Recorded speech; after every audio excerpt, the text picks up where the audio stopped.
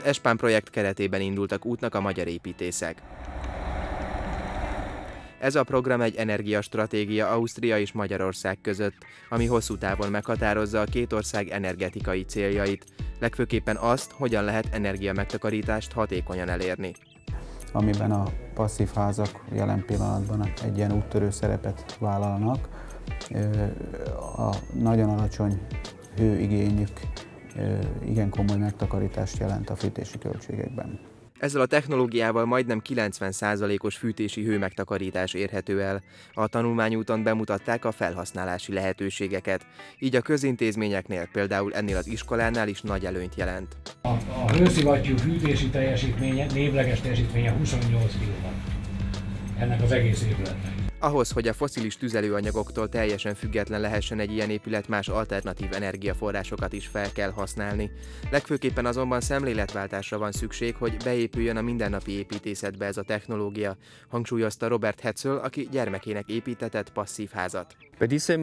Itt egy kombinált agregát gondoskodik arról, hogy a helyiségekben a levegő fűtésen megoldott legyen, valamint hogy azok szellőztetve legyenek.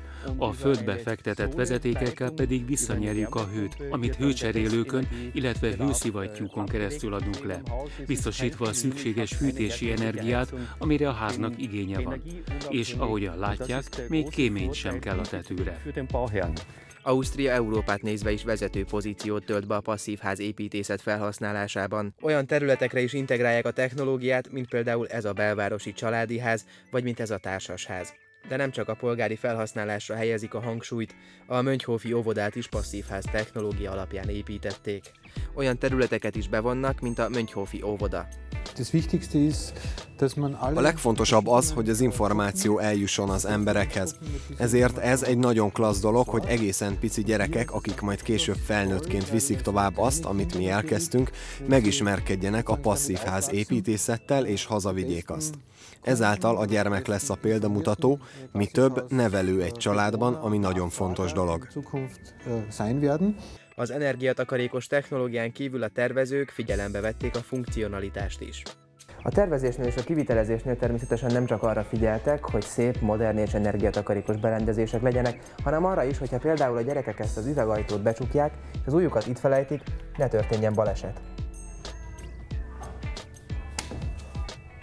A kreativitás és a környezettudatos gondolkodás párosult az osztrák Szent Andrásban lévő gyümölcsfeldolgozó üzemben. A Lieb család vállalkozása elsősorban almatermeléssel foglalkozik nagyjából 9 hektáros területen. A családi vállalkozás azonban nem a kínálat gazdagságától egyedülálló.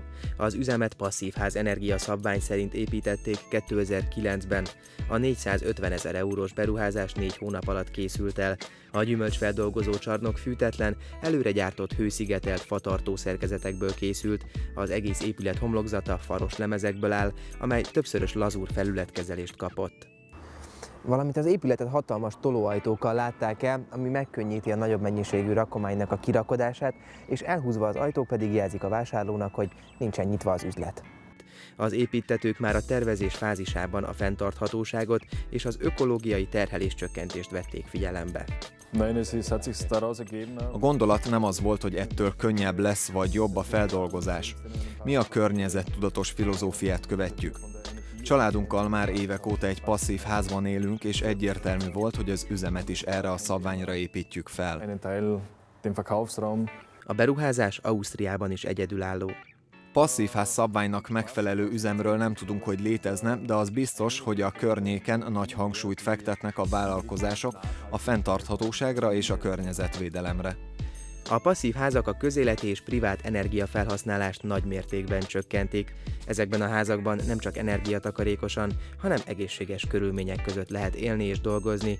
Hasznosnak mindenféleképpen hasznos volt, én úgy érzem, valamennyire van rálátásom a passzív ház technológiára, ha lehet így mondani. Félig meddig én is építészettel foglalkozom, de tulajdonképpen az osztrákok, az osztrák kollégák jóval előbbre tartanak a passzív házak kialakítása vagy technológiájának a terén, mint a magyarok, ezért mindenféleképpen jó volt és hasznos volt a mai nap. Ugyan tudtuk, hallottuk, hogy a passzív házak nem csak abból állnak, hogy agyon szigeteljük az épületeket a padlótól a plafonig, hanem ehhez hozzátartozik a légcsere, a fűtési technológiáknak az újragondolása, átalakítása. Ebben mi még nagyon az elején tartunk. Erről mindenféleképpen jó volt és hasznos volt eszmét cserélni.